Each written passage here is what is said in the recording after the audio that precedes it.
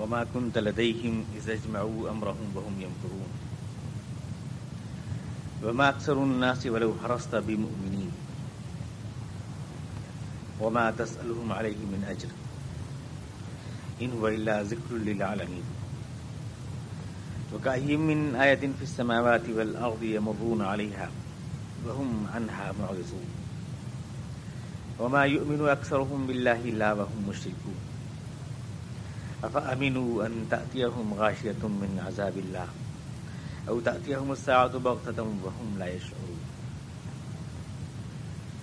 قل هذه سبيلي أدعو إلى الله على بصيرة أنا ومن اتبعني وسبحان الله وما أنا من المشركين وما أرسلنا من قبلك إلا رجالا نوحي إليهم من أهل القرى أفلم يسيروا في الأرض فينظروا كيف كان عاقبة الذين من قبلهم ولدار الآخرة خير للذين اتقوا أفلا تعقلون حتى إذا استيأس الرسل وظنوا أنهم قد كذبوا جاءهم نصرنا فنجي من نشاء ولا يرد بأسنا عن القوم المجرمين لقد كان في قصصهم عبرة لأولي الألباب ما كان حديثا يفترى ولكن تصديق الذي بين يديه وتفصيل كل شيء وهدى ورحمة لقوم يؤمنون صدق الله العظيم.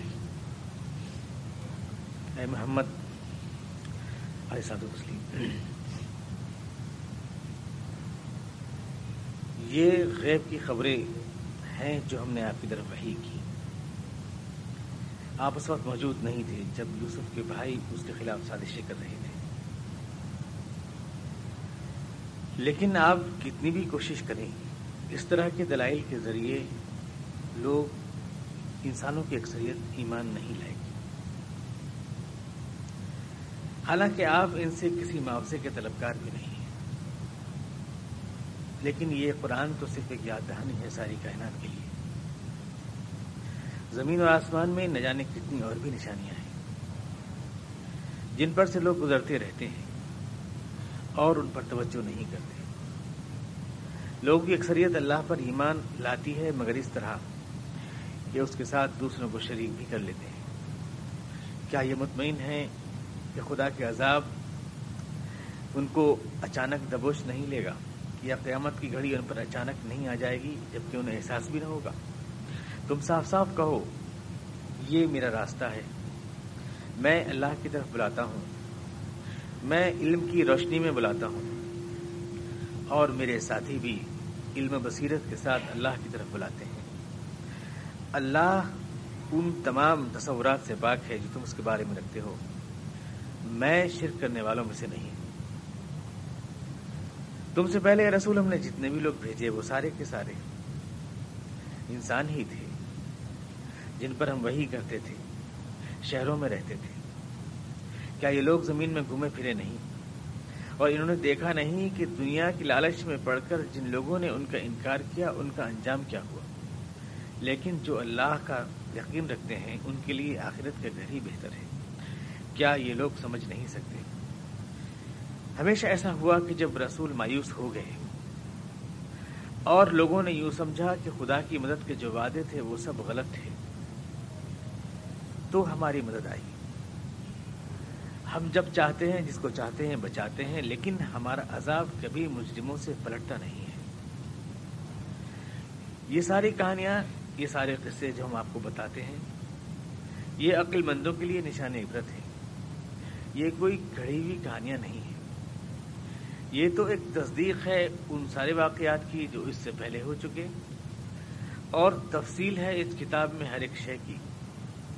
یہ ہدایت ہے اور رحمت ہے ان کے لیے جو یقین رکھتے ہیں. ذالک من انباء الغیب، اے محمد صلی اللہ علیہ وسلم یہ غیب کی خبر ہے جو ہم نے آپ کو سنائی.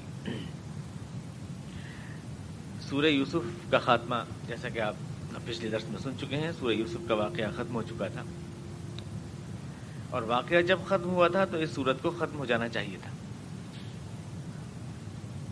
اب اس کے بعد مزید ایک رکوع جو اللہ تعالیٰ نے بعد میں آپ نے سنا آج،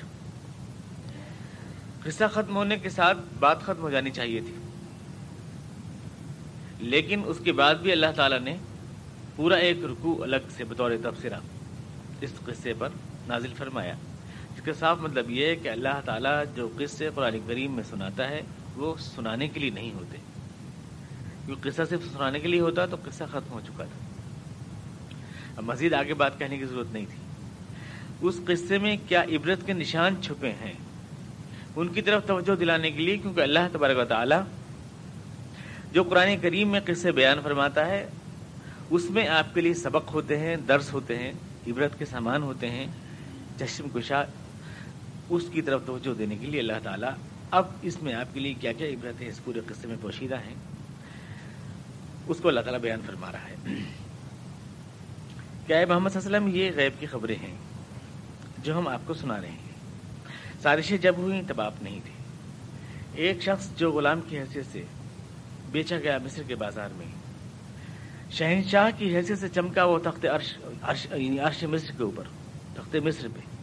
حالات کا یہ زیر و بم کہ جو آدمی رات کے اندھیرے میں جس کے بھائیوں نے، اپنے سگے بھائیوں نے کنویں میں پھینک دیا تھا اس کو ہلاک کرنے کے لیے، وہ آدمی اس ملک کی تقدیر کا مالک بن گیا، اس کا بادشاہ بن گیا جس کے بازار میں وہ غلام کی حیثیت سے بیچا گیا تھا۔ جس کا مطلب یہ ہے کہ دنیا کے سارے حالات کون سا رخ موڑتے ہیں اور کس انجام تک پہنچتے ہیں، اس کا فیصلہ کرنا صرف اللہ تعالیٰ کا کام ہے۔ کوئی بھی آدمی دنیا کے واقعات سے، اپنی موجودہ مغلوبیت سے، میں نے آپ کو بتایا تھا کہ یہ سورت ان حالات میں نازل ہوئی جبکہ حضور اقدس علیہ السلام کفار مکہ کے مظالم کے شکار تھے، اپنے ہی بھائیوں کے مظالم کے شکار تھے، اور ان بھائیوں کی طرف سے طرح طرح کے مظالم آپ برداشت کر رہے تھے اور کوئی بھی آواز نہیں تھی۔ بازاروں میں آپ جائیں تو آپ کے اوپر کوڑا اور مٹی پھینکا جاتا تھا، کوئی پشت پناہ نہیں تھا۔ ابو طالب کی پشت پناہی تھی لیکن وہ بھی اتنی مؤثر نہیں تھی۔ اب حضور اقدس علیہ السلام کبھی کبھی شام کو تشریف لاتے تو آپ کے چہرے انور اور آپ کے بالوں تک میں مٹی اور غلاظت لگی ہوتی تھی۔ ان حالات میں جبکہ کوئی سمجھ نہیں سکتا تھا کہ اسلام کا کوئی مستقبل ہے اس ملک میں اور کسی روز اسلام اس ملک کے تخت کے اوپر بیٹھ کر راج کرے گا، یہ کوئی سوچ بھی نہیں سکتا تھا۔ ان کے لیے ضروری تھا کہ یوسف علیہ السلام کا قصہ ان کو سنایا جائے۔ اپنے ہی بھائیوں کے مظالم کا شکار ایک شخص جو بالکل غربت اور قسمہ پرسی کے عالم میں کنویں میں پھینک دیا گیا، برسوں کے الٹ پھیر کے بعد خدا تعالیٰ کی مشیت کے تحت وہ مصر کا مالک بن گیا۔ تو اللہ کی مشیت ایسے غیر محسوس انداز میں اپنے بندوں کی مدد کرتی ہے کہ لوگ اس کا احساس نہیں کر سکتے۔ تو واقعات کے اس رخ کو پیش کرنا چاہتا تھا اللہ تبارک و تعالیٰ سورہ یوسف کے ذریعے۔ اور اس کے بعد اللہ نے فرمایا کہ جہاں تک یہ اس بات کا سوال ہے کہ یہ آپ کی رسالت میں شک کرتے ہیں اور آپ کو ایک عام انسان سمجھتے ہیں، معمولی انسان سمجھتے ہیں، اس لیے آپ پر پتھر پھینکتے ہیں، اور آپ کی رسالت کی آزمائش کے لیے ہی انہوں نے یوسف علیہ السلام کا قصہ آپ سے پوچھا بھی، تو اس قصے کو بلا کم اوقات سنا دینا اور اس کا تاریخی حقائق کے مطابق ہونا اور ایسے ایک شخص کا بیان کرنا جو کسی کالج کسی اسکول میں پڑھا نہیں اور جس نے کہ کوئی ہسٹورین نہیں ہے، کوئی تاریخ کہیں پڑھی نہیں ہے، اس کا بتا دینا پوری تفصیلات کے ساتھ، یہ بجائے خود اس کے رسول ہونے کا ثبوت ہے، اس کے رسول ہونے کا ثبوت ہے۔ کیونکہ ظاہر بات ہے یہ جب اس نے پڑھا نہیں سیکھا نہیں تو اس کو خدا ہی نے بتایا ہے۔ ذالک من انباء الغیب نوحیہ الیک، یہ غیب کی خبر ہے جو رسول صلی اللہ علیہ وسلم ہم نے آپ کو بتائی ہے۔ یہ خود آپ کے رسول ہونے کا ثبوت ہے جو یہ رسالت کا ثبوت مانگتے تھے، کیونکہ آپ تو وہاں تھے نہیں جب سازش ہو رہی تھی اور جب وہ کنویں میں پھینکے جا رہے تھے اور جب وہ بادشاہ بنے یوسف علیہ السلام، آپ کہیں بھی نہیں تھے، لیکن آپ یہ سارے واقعات ان کو سنا رہے ہیں۔ مستقبل میں ان کے ساتھ کیا ہونے والا ہے اس کا آئینہ ان کو آپ دکھا رہے ہیں، یہ سب کچھ ان کے ساتھ بھی ہونے والا ہے۔ بنی اسرائیل کے ساتھ میں نے آپ کو عرض کیا کہ بنی اسرائیل کے ساتھ جو واقعات پیش آئے عین وہ حضور اقدس صلی اللہ علیہ وسلم کے ساتھ پیش آئے، اور عین وہی ہمارے ساتھ بھی، ہندوستان میں مسلمان رہتے ہیں ان کے ساتھ بھی بالکل وہی واقعات پیش آ رہے ہیں۔ حضرت یوسف علیہ السلام اللہ کی مدد کے نتیجے میں مصر کے حاکم بنے، حالانکہ اس ملک میں ان کی اکثریت نہیں تھی بنی اسرائیل کی، ٹھیک اس طرح جیسے مسلمان اس ملک کے حاکم بنے حالانکہ اس ملک میں ان کی اکثریت نہیں تھی۔ پھر 500-600 برس تک بنی اسرائیل کی حکومت رہی جناب یوسف علیہ السلام کے زمانے میں، حالانکہ بنی اسرائیل اقلیت میں تھے۔ ٹھیک اس طرح جیسے 762 برس ہم بھی اس ملک میں حکمران رہے حالانکہ ہم یہاں کی اکثریت نہیں تھے۔ اور اس کے بعد پھر دیکھتے ہیں کہ موسیٰ علیہ السلام اٹھے اور ان مظالم کا مقابلہ کرنے کے لیے جو فرعون یعنی جو اس ملک کے باشندے تھے وہ خود حاکم بن گئے اور بنی اسرائیل ان کے غلام بن گئے، جیسا کہ اس ملک میں بعد میں جب ہمارے ہاتھ سے یہاں کا اقتدار گیا تو ہم بھی یہاں کے فرعونوں کے شکار بنے۔ اور چونکہ فرعون کو اور اس کی قوم کو سب سے بڑا بنی اسرائیل سے ضد یہ تھی کہ یہ وہ قوم ہے جو سینکڑوں برس اس ملک پر راج کر چکی ہے، لہٰذا اس کو پورا کچل دینا چاہیے، ٹھیک اس طرح جیسے کہ ہمارے برادران وطن کو بھی ہم سے یہی شکایت ہے کہ ہم بھی سینکڑوں بار یہاں راج کر چکے ہیں، لہٰذا ان کو کچل دینا چاہیے۔ اور اس کے بعد جب وہ بالکل مظلوم و مقہور ہو گئے تو ٹھیک اسی طرح سے اللہ کی مدد آئی اور بنی اسرائیل پھر ملک مصر کے مالک بنے، فلسطین کے مالک بنے، پلٹ کے آئے، اللہ کی مدد آئی۔ یہ سارے واقعات حضور کے ساتھ بھی آئے، یہ سارے واقعات ہم سمجھتے ہیں کہ ہمارے لیے بڑی مشابہت ہیں ان سارے واقعات کے اندر اگر مسلمانوں کو ہندوستان میں دیکھا جائے۔ اور اسی کو میں نے بتایا تھا کہ ہمارے لیے ایک بڑی ڈائریکٹ رہنمائی ہے سورہ یوسف کے اندر۔ یہ کوئی حسن عشق کی کہانی نہیں ہے جس کو بیان کر دیتے ہیں لوگ، بلکہ یہ صرف ایک قوم کے عروج و زوال کی داستان ہے جو بالکل زمین کی گڑھے میں چلی گئی تھی، اس کے بعد اٹھائی گئی، اللہ کی مدد کس طرح سے آئی اور حالات کیسے ایک نتیجے تک پہنچتے چلے گئے۔ جیسے آپ کو میں نے مثال دی تھی کہ ایک کہانی، ایک ناول کا پلاٹ ہوتا ہے اور اس میں اچھا ناول نگار جو ہے واقعات کو ڈالتا چلا جاتا ہے، کہیں سے کوئی واقعہ شروع کر کے کہیں سے کوئی واقعہ شروع کر کے سارے واقعات کو سمیٹ کے کلائمیکس تک لاتا ہے، اور یہ وہی جانتا ہے کہانی لکھنے والا کہ یہ واقعہ کہاں جا کر ختم ہوگا، کون سا کلائمیکس لائے گا۔ ٹھیک اسی طرح سے دنیا میں جو واقعات پیش آتے ہیں یہ سارے واقعات کسی نتیجے تک پہنچاتے ہیں، وہ نتیجہ کیا ہے وہ اللہ تعالیٰ کے علم میں۔ اللہ تعالیٰ ان واقعات کو ایک حکمت کے تحت اس دنیا میں وجود میں لاتا ہے، ہماری آنکھیں سمجھ نہیں پاتی، لیکن بعد میں جب ان کا رزلٹ نکلتا ہے تو ہم سمجھتے ہیں کہ یہ واقعہ خدا تعالیٰ اس لیے لایا تھا وجود، اس نتیجے تک پہنچانا تھا۔ ہم سمجھ نہیں سکتے اس وقت جو واقعات پیش آ رہے ہیں۔ قرآن کریم کہہ رہا ہے وَمَا أَكْثَرُ النَّاسِ وَلَوْ حَرَصْتَ بِمُؤْمِنِينَ، اے رسول صلی اللہ علیہ وسلم آپ کتنے بھی دلائل دے لیں، کتنا بھی سمجھا لیں، دین کی طرف کتنا بھی بلا لیں، لوگوں کی اکثریت ایمان نہیں لا سکتی۔ یہ قرآن کریم کی آیت ہے، اس پر آپ کو ٹھہر کے غور کرنا چاہیے۔ ہمارے حالات میں اور سورہ یوسف کی نمائندگی کی جو ہمارے حالات سے تعلق ہے اس میں گہری رہنمائی ہمارے لیے موجود ہے۔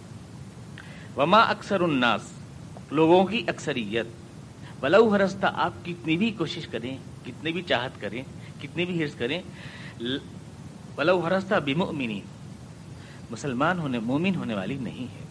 ان دلائل کے ذریعے، واض و پند کے ذریعے سے اکثریت ایمان پر نہیں لائے گی، ایمان پر نہیں آئے گی۔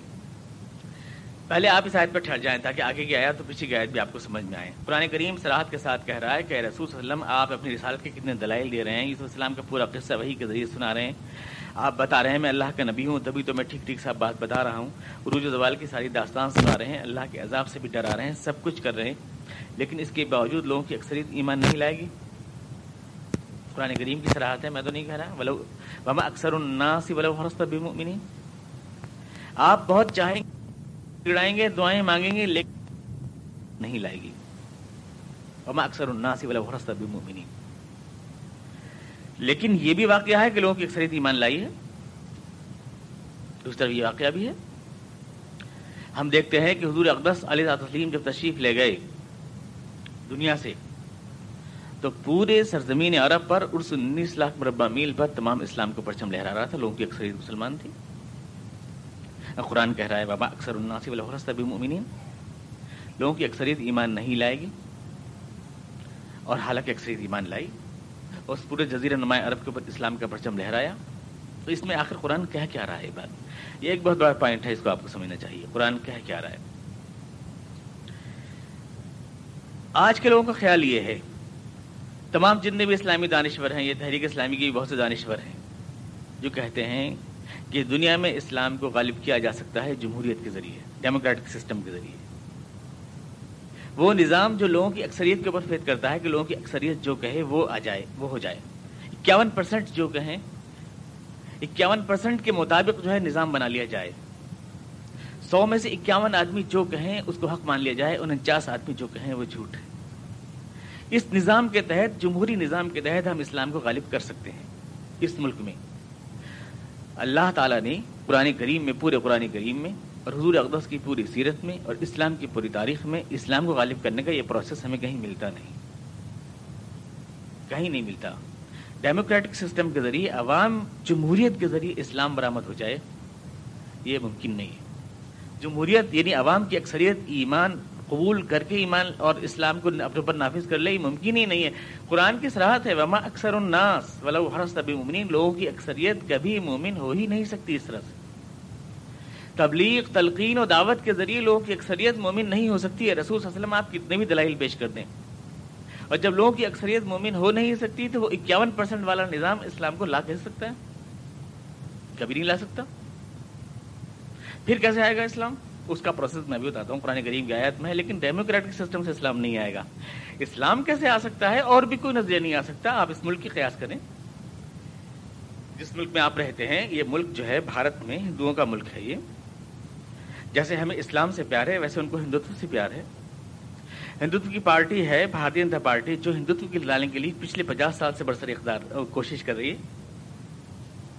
اور اس میں 50 سال سے کوشش کرنے کے بعد اب وہ اپنی انتہا کے پہنچے ہیں۔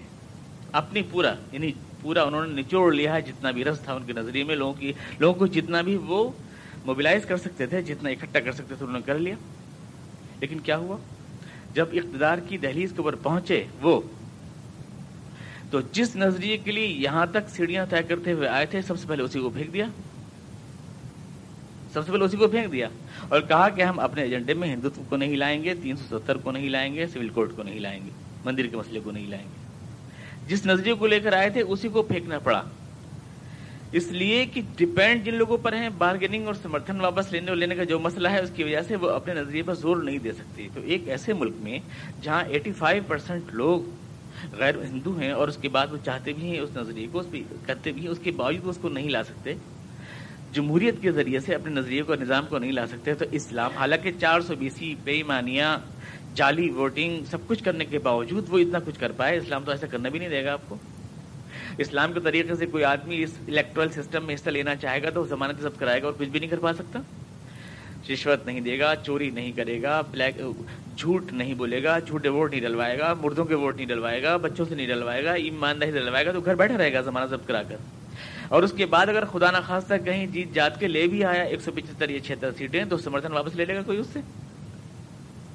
تو نظام جمہوریت کے ذریعے آ کیسے سکتا ہے؟ اسلام کیسے آ سکتا ہے؟ ایک اس ملک، یعنی جس ملک میں ہندوتو نہیں آ سکتا، اس میں اسلام کیسے آ جائے گا جمہوریت کے ذریعے سے؟ جبکہ اس کا کتنی شرطیں ہیں، کتنی چیزیں ہیں۔ لیکن یہی ہوا کہ 1947 میں جب اس ملک کو تقسیم ہوئی تو ہمارے علماء کرام نے یہی کہا کہ ہم جمہوریت کے ساتھ اس لیے دے رہے ہیں کہ ہمیں امید ہے کہ جمہوریت کے صدقے میں اسلام اس ملک میں آ جائے گا، یعنی اسلام کی خاطر جمہوریت کے ساتھ دے رہے ہیں۔ باقاعدہ ایک بڑے عالم دین کو، جو کہ اس وقت قیادت کر رہے تھے مسلمانوں کی، اور مسلمانوں کے نمائندہ بنے ہوئے تھے، جب یہ بات کہی گئی کہ آخر آپ اس جمہوری سسٹم کے ساتھ کیوں دے رہے ہیں، سوراج کے ساتھ کیوں دے رہے ہیں، تو انہوں نے کہا کہ دعوت و تبلیغ کے ذریعے اس ملک کے عوام کو اسلام کی طرف لا کر کے ہمیں امید ہے کہ ہم زیادہ بہتر حالات میں ہوں گے احیاء خلافت کے لیے۔ ریکارڈ پر موجود ہے ایک خط میں انہوں نے بات لکھی کہ احیاء خلافت راشدہ کے لیے ہم بہتر حالات میں ہوں گے اس وقت، اس لیے ہم اس کے لیے کوشش کر رہے ہیں۔ جمہوری نظام، یعنی آپ نے یہ طے کر لیا تھا 1947 میں کہ لوگوں کی اکثریت جو کہے گی، ہمیں امید ہے کہ لوگوں کی اکثریت ایمان لے آئے گی، لہذا اس ملک میں اسلامی نظام آ جائے گا۔ قرآن حالانکہ یوں کہہ رہا تھا کہ لوگوں کی اکثریت ایمان نہیں لائے گی دعوت کے ذریعے، وما اکثر الناس ولو حرصت بمؤمنین، صراحت کے ساتھ قرآن کہہ رہا تھا اکثریت دعوت کے ذریعے رسول خدا سے بھی ایمان نہ لا پائے گی، ہم تو ہیں کیا چیز؟ رسول خدا بھی دعوت کے ذریعے لوگوں کو اکثریت میں نہیں تبدیل کر سکیں گے مومنین کو۔ چنانچہ فتح مکہ تک رسول خدا علیہ الصلوۃ والتسلیم، فتح مکہ تک یعنی معاہدہ حدیبیہ تک جو ہوا ہے، حضور اقدس کے ساتھ جو لوگ تھے صرف 1400 کی تعداد بنا پائے تھے۔ آپ 10 سال آپ کے مدینہ منورہ میں، اور اس کے بعد 10 ہی سال آپ کے یعنی مکے میں، اور 10 سال مدینہ، 20 سال کی محنت کے بعد 1400 آدمی آپ کے پاس تھے صرف، اکثریت تو نہیں، 19 لاکھ مربع میل میں صرف۔ اب یہ جو واقعہ ہوا ہے کہ اسلام جزیرہ نمایاں عرب پورا اسلام کے دعوت دائرے میں آ گیا اور اکثریت لوگوں کے مسلمان ہوئی، یہ کب ہوا؟ دعوت کے ذریعے نہیں ہوا، یہ ہوا اسلام کے غلبے کے بعد، یعنی جب آپ مکے کو فتح کر چکے ہیں۔ مکے کو آپ نے جب فتح کیا ہے، رمضان سن 8 میں آپ آئے ہیں، تو آپ کے ساتھ صحابہ کرام کی تعداد 10,000 تھی۔ یکم شوال کو جب آپ جنگ حنین کے لیے روانہ ہوئے ہیں تو آپ کے ساتھ صحابہ کی تعداد 12,000 تھی، یعنی ایک دن میں 2,000 صحابہ کرام کا اضافہ ہو چکا تھا۔ اور اس تیزی کے ساتھ اسلام بڑھا صرف کہ حضور اقدس کی آنکھ بند ہونے تک، سن 8 میں جو ہے فتح مکہ ہوئی ہے اور جنگ حنین، سن 10 میں آپ نے آخری حج کیا ہے، سن 11 میں آپ کا وصال ہوا ہے۔ 3 سال کے اندر اتنی تیزی کے ساتھ اسلام پھیلا کہ پورے جزیرہ نمایاں عرب میں کوئی شخص نہیں تھا جو اسلام کے خلاف اٹھ سکتا ہو۔ 20 سال کی جدوجہد کے بعد صرف 1400 آدمی تیار ہوئے، 3 سال کے اندر پورا جزیرہ نمایاں عرب، کیونکہ یہ 20 سال کا عرصہ جو ہے فتح مکہ سے پہلے کا ہے اور 3 سال کا عرصہ فتح مکہ کے بعد کا ہے۔ تو اس لوگوں کی اکثریت جو ایمان لائی وہ دعوت کے ذریعے نہیں لائی، لوگوں کی اکثریت جو ایمان لائی وہ طاقت کے ذریعے ایمان لائی، فتح مکہ کے بعد ایمان لائی۔ حضور اقدس سے کہہ دیا گیا تھا کہ اے رسول صلی اللہ علیہ وسلم، اس طرح جو آپ دلیلیں دے رہے ہیں، حجتیں دے رہے ہیں، ایسے لوگوں کی اکثریت ایمان نہیں لائے گی۔ لیکن انہوں نے کہا کہ نہیں، ہم جو ہے جمہوریت کے ذریعے اس ملک کی عوام کے مسلمان کو اکثریت کر لیں گے، مسلمان کر لیں گے، اور پھر اسلامی نظام آ جائے گا، یہ خواب کب پورا ہوگا؟ اس کے لیے انہوں نے کہا کہ ہاں، ہمیں ڈیموکریٹک سسٹم بھی تسلیم ہے، اور ہمیں یہ بھی تسلیم ہے کہ دفعہ آرٹیکل 44 جو آپ کانسٹیٹیوشن دے رہے ہیں اس پہ ہم دستخط کرنے کو تیار ہیں۔ میں تو ایک بات کہتا ہوں، آج بھی میں یہ بات کہہ رہا تھا کہ ہم جو کہتے ہیں آج اسلامی بی جے پی سے ناراض ہیں ہم کہ وہ 3 چیزوں پہ زور دے رہی ہے، بیچارے یہاں زور نہیں دے رہی ہے، سب چیزیں چھوڑ دی کسی طرح سے بیچارے جو ہیں، حالانکہ اندر سے وہ ہمارے اٹل صاحب جو ہیں بہت مسلمان، بہت سے لوگ تو ان کو سمجھتے ہیں کہ وہ کوئی مجاہد اسلام ہے شاید، حالانکہ وہ بھاجپائی ہیں، واجپائی نہیں ہیں، وہ بھاجپائی ہیں حقیقی معنی میں، اور انہوں نے صرف اپنا اقدار بچانے کے لیے اپنے ان مدعوں کو بھی چھوڑ دیا ہے جن مدعوں کے اوپر وہ آئے تھے۔ بظاہر آج اٹل دکھائی دے رہے ہیں لیکن بہت جلد بہاری ہو جائیں گے۔ اب تین نظریات کو جن پہ ہم کہتے ہیں، 3 چیزیں جو لے کے وہ آئے بیچارے، ان کو ہم گالی دیتے ہیں کہ صاحب یہ ہمارا سول کوڈ لائیں گے، کہ صاحب یہ ہمارا مسجد کی جگہ بندی بنائیں گے، کہ صاحب یہ تیسرا ان پہ کیا الزام ہے کہ وہ سول کوڈ کا مسئلہ ہے اور ایک دفعہ 370 کا مسئلہ ہے۔ میں تو کہتا ہوں کہ ہمارے علماء کرام کو اس تینوں میں سے کسی ایک شے پر بھی اعتراض کرنے کا حق نہیں ہے۔ یہ بات ساری آپ ان کی تھوڑی ہے، بیچاروں کی، ان پہ خواہ الزام رکھ رہے ہو۔ یہ تو آپ نے خود طے کیا ہے تینوں باتیں۔ 1947 میں جب آپ اس ملک میں آپ آئے تو یہ تینوں باتیں آپ نے خود مانی تھی ہمارے مفتیان کرام نے۔ کیوں؟ جب انہوں نے یوں کہا کہ ہم اس ملک میں ڈیموکریٹک سسٹم کو تسلیم کرتے ہیں، یعنی جو 51% کہیں گے، تو وہ یہی تو کہہ رہے ہیں کہ 51% جس روز بھی یوں کہیں گے کہ یہاں مندر بننا چاہیے تو بنے گا، کیونکہ آپ نے تو کہا تھا کہ قانون یہی ہے، ہم اس قانون کو مانتے ہیں۔ 51% جو کہیں وہ حق ہے، اور 49% جو کہیں وہ باطل ہے۔ اس پر آپ نے ہی تو ان کو ووٹ دیا تھا، آپ نے تو اس معاہدے پہ سائن کیے تھے۔ آج اسی کے نتیجے میں اگر مندر بنے تو آپ کو اعتراض کا حق نہیں۔ اور یہ کہ وہ سول کوڈ کی بات کرتے ہیں تو جس کانسٹیٹیوشن کو آپ نے تسلیم کیا اسی میں تو آرٹیکل 44 ہے، دفعہ 44، کہ اس ملک میں بالآخر سب کا ایک ہی قانون کر دیا جائے گا، سول کوڈ موجود ہے اس کانسٹیٹیوشن میں، کوئی بی جے پی کی مینیفیسٹو میں تھوڑی ہے، یہ تو آپ کی کانسٹیٹیوشن میں موجود ہے جس کو آپ نے ویریفائی کیا ہے۔ بی جے پی کو کیوں گالی دے رہے ہیں؟ اور 370 یعنی کشمیر کو ہندوستان میں ملا لیا جائے، آپ تو پورے پاکستان کو ختم کر کے ہندوستان ملانے کی بات کر رہے تھے۔ کشمیر پہ کیا اعتراض ہے؟ آپ کی دلیل یہی تو تھی کہ اگر مسلمان ملیں گے تو ہماری طاقت بڑھ جائے گی، تو کشمیر کے 50 لاکھ مسلمان اگر ہمارے ساتھ مل جائیں تو ہماری طاقت نہیں بڑھ جائے گی۔ تو تینوں تو یہ آپ کی باتیں ہیں، آپ بی جے پی کو کیوں اعتراض کرتے؟ بی جے پی نے کون سا آپ کا گھر پھوڑ دیا ہے؟ آپ کے تمہاری یعنی بی جے پی تو آپ الزام دیں، تمہاری زلف میں پہنچے تو حسن کہلائے، وہ تیرگی جو میرے نام سیاہ میں ہے۔ آپ کہیں تو دانشوری، وہ کہیں تو اسلام دشمنی، بات بالکل وہی سیم بات ہے، ذرا سا فرق نہیں ہے۔ سول کوڈ بھی آپ نے تسلیم کیا تھا، 44 بھی باقاعدہ، اور اگر واقعی آپ اتنے وہ تھے تو آج تک 50 برس کے بعد آپ نے اس کو ختم کرنے کے لیے کیا کیا بتائیے؟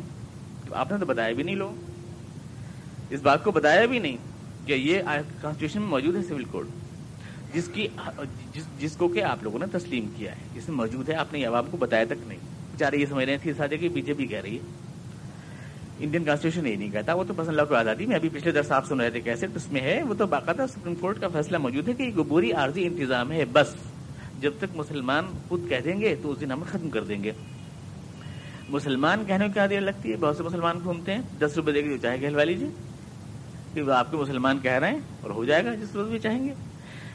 بہرحال یہ چیز کہ عوام کی اکثریت اسلام کو لے آئے گی، کہتے ہیں یہ ایک سڑک ہے، صرف ہم نہیں کہتے کہ ہاں حضور جمہوریت کے ذریعے اسلام لائے ہیں، لیکن یہ ایک سڑک ہے، اس سڑک کے ذریعے اسلام کا قافلہ انقلاب اسلامی کی منزل تک پہنچ سکتا ہے۔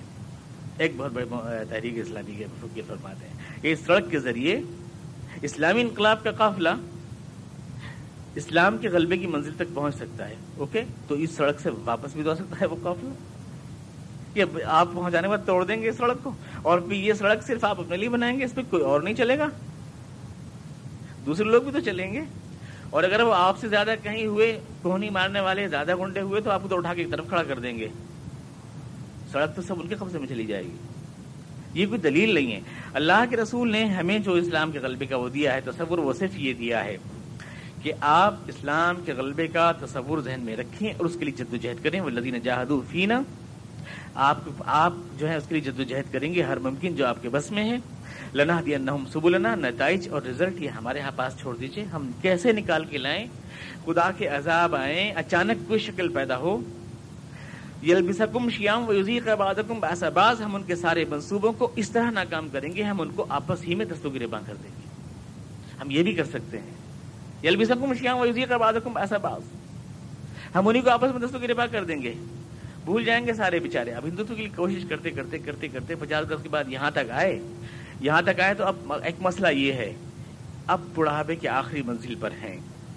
اگر اس وقت نہ بنے وزیر اعظم تو زندگی جاتی ہے، بن جاتے ہیں تو ہندوتو جاتا ہے. دونوں میں سے ایک چیز جانی تھی، یا تو یہ جائے یا وہ جائے. آتا رہے گا پہلے میں اپنا حساب ٹھیک کروں. انہوں نے کہا کہ پہلے میں تو بن جاؤں. لہٰذا وہ تو کامیاب ہوئے لیکن ان کا نظریہ ہار گیا. یہ اللہ نے فرمایا نا یلبسکم شیعام ویذیق بعضکم بعض، ہم کس طرح مدد کرتے ہیں تمہاری، ہمیں ہمارے پر چھوڑو. ہم کس طرح تمہاری مدد کرتے ہیں یہ ہم جانتے ہیں کہ ہم تمہارے استعیذ منی، اللہ تعالیٰ کس طرح سے مدد کر سکتا ہے. جیسے رسول خدا کی مدد کی، جیسے جناب یوسف علیہ السلام کی مدد کی گئی. یوسف علیہ السلام نے کوئی پولیٹیکل پارٹی نہیں بنائی، مصر کے اندر فرعون کے مقابلے میں کوئی الیکشن نہیں لڑا، لیکن اس کے باوجود کامیاب ہوئے اور اس کے باوجود ملک کے وسائل ان کے ہاتھ میں آئے. اللہ کس طرح مدد فرماتا ہے یہ ہم پہ چھوڑو. ہمارا وعدہ ہے ہم تمہاری مدد کریں گے. والذین جاہدوا فینا لنہدینہم سبلنا، کیسے حالات تمہارے لیے سازگار ہوں گے یہ مجھ پر چھوڑو. تمہارا کام صرف یہ ہے اس گول کی طرف بڑھتے رہنا، اس کے لیے جدوجہد کرتے رہنا بس. اور اس کے بعد جو فتح باب ہوگا اللہ کا، یدخلون فی دین اللہ افواجا کا جو منظر ہوگا وہ اس وقت ہوگا جب اللہ تعالیٰ تمہارے ہاتھ میں غلبہ دے گا، جس کے لیے اکثریت کی کوئی شرط نہیں ہے. جیسے اس ملک میں ہمیں دیا ہے غلبہ بغیر اکثریت کے، بہت دن یہاں پہ کیا ہے. اس کے لیے اکثریت کہ اس میں جو ہے ہمیں 51 ووٹ مل جائیں بس، اور اس میں ہم اکثریت میں آ گئے. اور اس کے لیے ایمان باللہ جو ہے حقیقی معنی میں پیدا ہونا ضروری ہے. اسلام جو ہے صرف کوئی پولیٹیکل سسٹم نہیں ہے کہ صاحب ہم اگر آ گئے تو اتنی پینشن کر دیں گے کہ اتنی اچھی سڑکیں بنوا دیں گے کہ یہ کروا دیں گے. یہ نہیں ہے اسلام کی خالی گول. اسلام پہلے تزکیہ اخلاق، تزکیہ نفس، اللہ کی رضا کی بات کرتا ہے، ایمان باللہ پہ زور دیتا ہے، پہلے آخرت سے ڈراتا ہے. پہلے ایک بہترین سسٹم ہے اور سارے پروڑ شکشا ہو جائے گی اور سب لوگوں کی جو ہے پینشن دگنی ہو جائے گی، تگنی ہو جائے گی، ایسے وعدے نہیں کرتا اسلام جو ہے، بلکہ اسلام آپ سے آخرت کی فلاح کے وعدے کرتا ہے صرف. نتیجے میں یہ اس کا وعدہ ہے کہ اللہ تبارک و تعالیٰ جو ہے جب آخرت کو آپ کے سنوارے گا تو دنیا کو بھی آپ کے سنوارے گا، کیونکہ اللہ کے بنائے ہوئے نظام میں کوئی گڑبڑ نہیں ہے. ٹھیک ہے یہ انسانی ضروریات کے اس کے مطابق ہے، یہاں کے مسائل بھی حل ہو جائیں گے. ربنا آتنا فی الدنیا حسنہ وفی الآخرۃ حسنہ، دنیا اور آخرت دونوں میں وہ آپ کو دے گا. لیکن اس کے لیے ہتھ کنڈے اختیار کرنا، جوڑ توڑ کرنا، اپنے نظریات سے دغا بازی. یہ قرآن کریم صاف طور سے کہہ رہا ہے کہ اس طرح سے اسلام غالب نہیں ہو سکتا. لوگوں کی اکثریت صرف دعوت کے ذریعے مسلمان نہیں ہو سکتی. وما اکثر الناس ولو حرصت بمؤمنین، اس سے زیادہ اور صریح نص کیا ہو سکتی ہے. وما تسألهم علیہ من اجر، اور اے رسول صلی اللہ علیہ وسلم یہ آپ کی رسالت سے انکار تو ایسی حالت میں ہے جبکہ آپ اپنے لیے کچھ مانگ نہیں رہے. یہ آپ کا انکار اس کے باوجود اگر آپ یوں کہتے ہیں کہ ارے مجھے چاہیے منسٹری، مجھے چاہیے وزارت عظمیٰ، میں اس ملک کو اپنے ہاتھ میں کنٹرول میں لے کر سارے گھوٹالے خود کرنا چاہتا ہوں، دوسرے کیوں کر رہے ہیں، مجھے اس پہ تکلیف ہے. اگر ایسی کوئی بات ہوتی تو جھٹلانے کا کوئی سوال بھی تھا. لیکن یہ لوگ خود دیکھ رہے ہیں کہ آپ نے اپنی ساری زندگی اور تمام سکون اور سکھ اپنا قربان کر دیا اس دعوت کی خاطر، اور اس دنیا سے آپ نے اتنا بھی کچھ نہیں لیا. حضور اقدس علیہ السلام جب دنیا تشریف لے گئے تو جو چراغ آپ کے گھر میں جل رہا تھا اس کا تیل تک بھی ادھار منگوایا گیا تھا.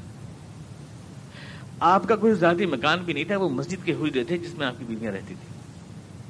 حالانکہ حضور اقدس کوئی غریب انسان نہیں تھے. دار خزیمہ جو مکے کی سب سے بڑی گھر تھا، حضرت خدیجہ جو طاہرہ جو مکے کی سب سے مالدار خاتون تھیں کہ سارے مکے کی دولت ایک طرف اور آپ کی اہلیہ جناب خدیجہ طاہرہ کی دولت ایک طرف تھی. آپ کوئی غریب انسان نہیں تھے، لیکن یہ ساری دولت کہاں گئی؟ اور حضور اقدس کو اپنا مکان ذاتی نہیں اور اپنے چراغ کے لیے تیل بھی منگوانا پڑا. انہوں نے دنیا سے جنہوں نے سب کچھ ادا کیا، انہوں نے دنیا سے اتنا بھی نہیں لیا کچھ بھی. جب یہ دنیا کی ساری دنیا کے سامنے ہے، اس کے باوجود انکار کرتے ہیں لوگ کہتے ہیں کہ آپ کردار کی تصویر بن جائیے، اٹل بہاری واجپئی آپ کے قدموں میں آ کے کلمہ پڑھیں گے. ایک صاحب کی کیسٹ بہت بکی تھی، وہ کہتے تھے اٹل بہاری واجپئی کلمہ پڑھے گا. آج کل خود اٹل بہاری واجپئی قدموں میں کلمہ پڑھ رہے ہیں وہ بیٹھے ہوئے. بہت کیسٹ بکی، کدھر گھوم گیا پتہ نہیں، داڑھی بہت بڑی تھی، ٹوپی بہت اونچی تھی، پتہ نہیں ہے کدھر آج کل. وہ کہتے ہیں اگر آپ اپنا کردار بنا لیں تو یہ کلمہ پڑھیں گے اور اللہ تعالی اور اللہ تعالی اور اللہ تعالی اور اللہ. توجہ سے بات کی، قرآن کریم کی صورت نازل ہوئی. عبس وتولى ان جاءه الأعمى وما يدريك لعله يزكى او يزكى ما من استغنى فانت له تصدى وما عليك الا يزكى واما من جاءك يسعى وهو يخشى فانت عنه تلهى كلا انها تذكرة فمن شاء ذكر. رسول یہ کیا ہے کہ جو تمہارے پاس سننے آئے ان سے تو تم موڑ لو، اور جو بھاگتے ہیں سچائی سے ان کے تم پیچھے پڑو. کوئی ضرورت نہیں ہے نبی. کلا انہا تذکرہ، یہ تو صرف ایک ریمائنڈر ہے. فمن شاء ذکر، جس کا دل چاہے نصیحت پکڑے. فمن شاء فلیؤمن ومن شاء فلیکفر انا اعتدنا للظالمین نارا احاط بهم سرادقها، جس کا دل چاہے ایمان قبول کرے، جس کا دل چاہے کفر کے راستے پہ، ظلمت کے راستے پہ بھٹکے. البتہ یہی یاد رکھے کہ ہم نے غلط راہ پر چلنے والوں کے لیے دوزخ کی آگ بھڑکا رکھی ہے. یہ یاد رکھے، کسی کی خوشامد نہیں کرنی ہے.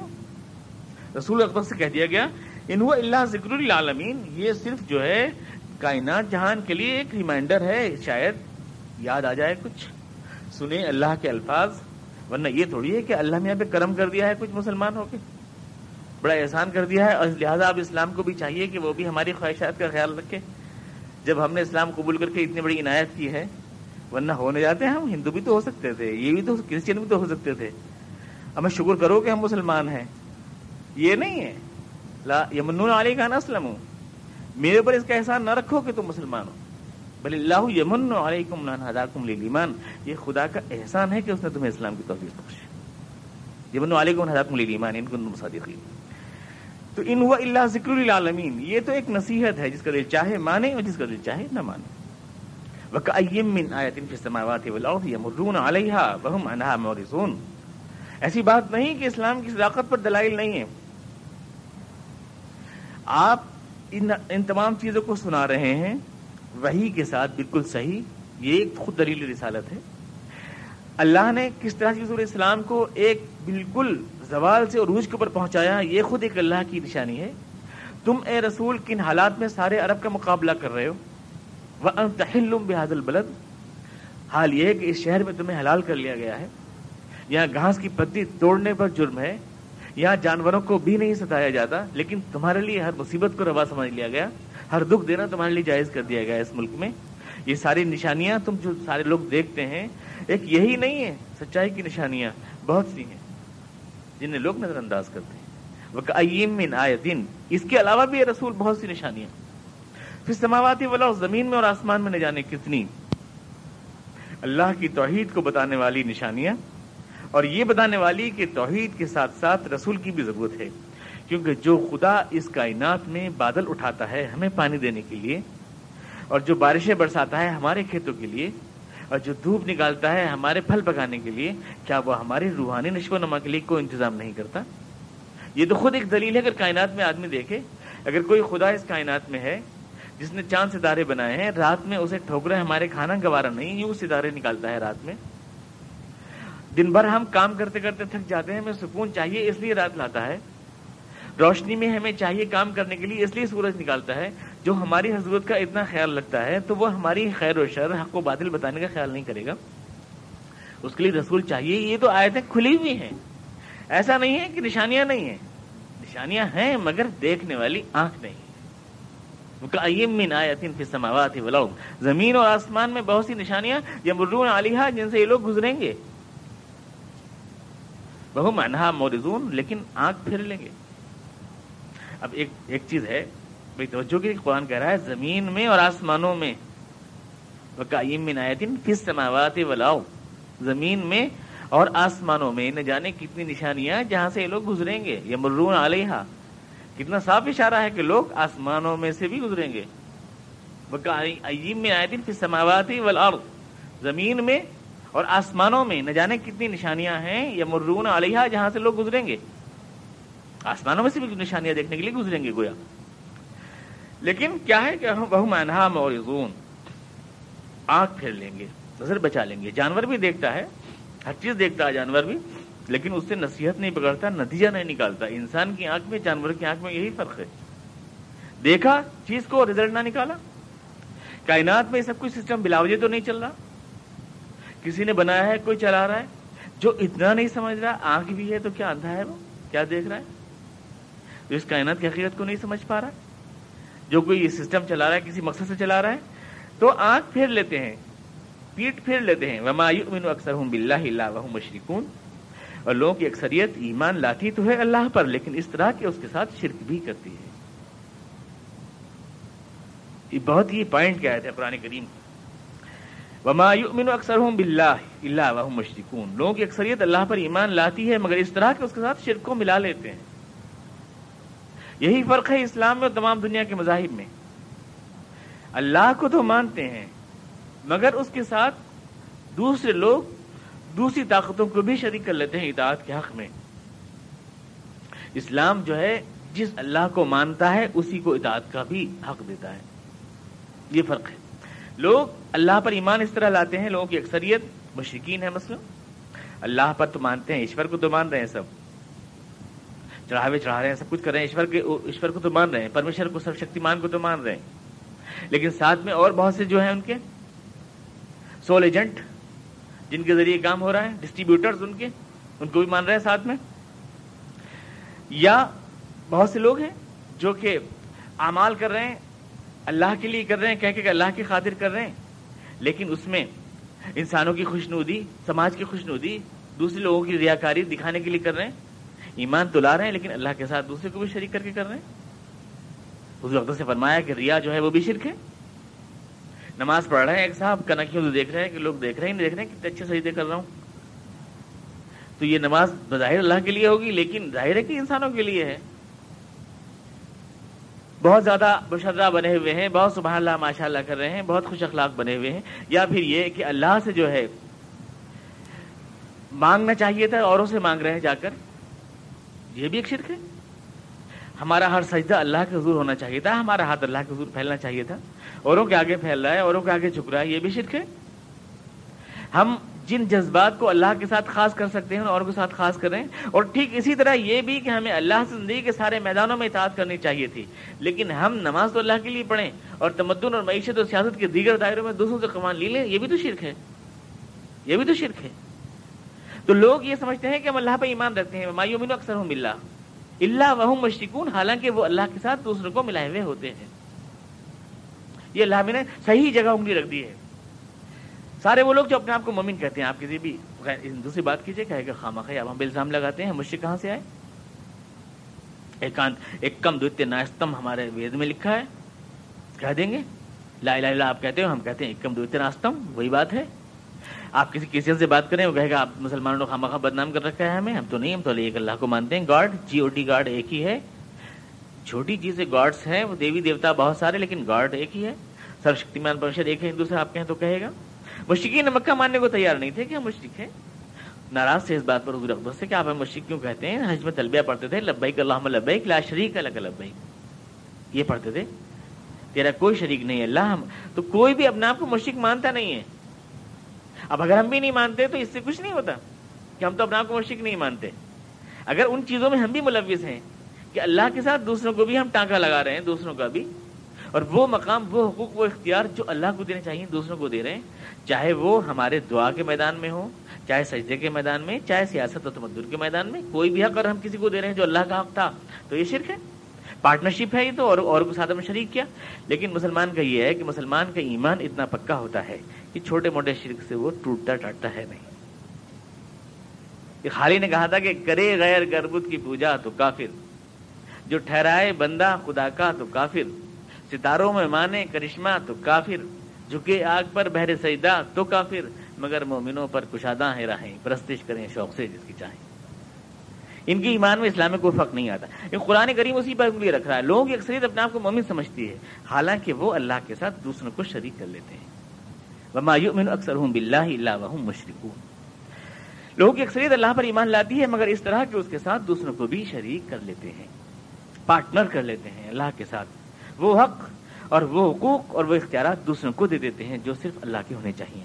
ٹائم ختم ہو گیا، انشاءاللہ 10 اگلی باقی آیت کی تفسیر بعد میں ہو جائے گی۔ کوئی سوال اگر کرنا چاہیں۔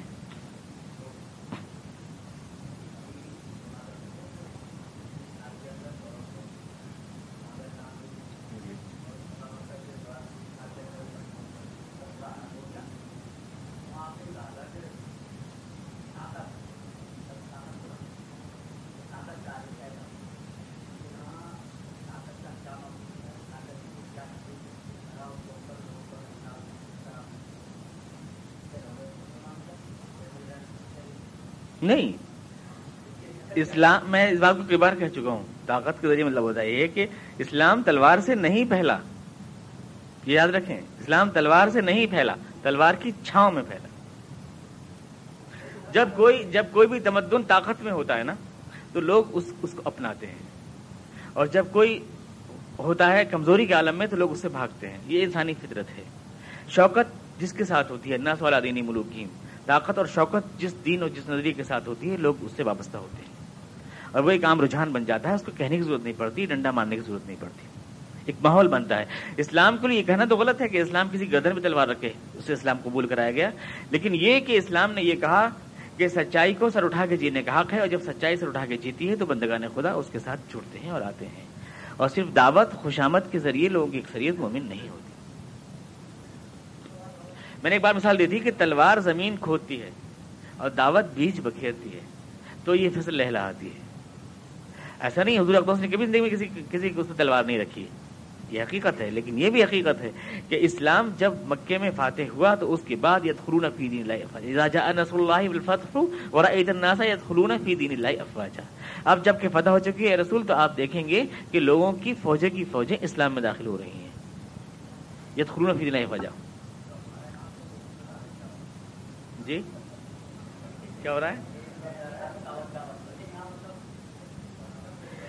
ہاں تو یہ کہا نا کہ اسلام کا جو نظریہ ہے غلبے کا نظریہ، اس کے لیے آپ کو جدوجہد کرنی ہے، والذین جاہدوا فینا۔ اب اس کے بعد اللہ کس شکل میں آپ کی مدد فرمائے گا یہ فیصلہ اللہ کے ہاتھ میں ہے۔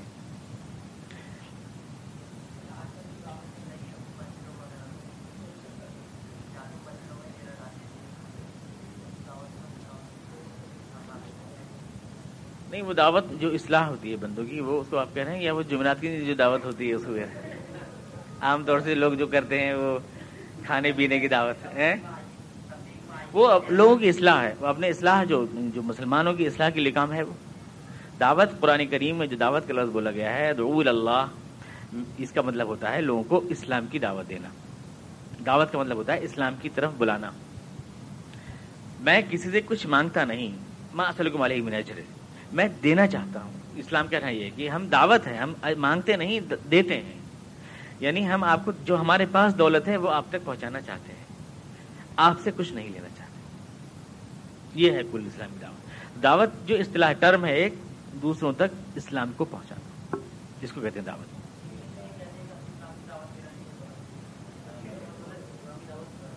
اصلاح بولنا چاہیے، اصلاح بولنا چاہیے، مسلمانوں کی اصلاح کے لیے کام کر رہے ہیں، جی ہاں، مسلمانوں کی اصلاح کے لیے کام کر رہے ہیں۔ الفاظ کا غلط استعمال تو خیر ہو جاتا ہے مگر بات دیکھنی چاہیے کیا ہے۔ اللہم صلی علی محمد وعلی آل محمد کما صلیت علی ابراہیم وعلی آل ابراہیم ربنا آتنا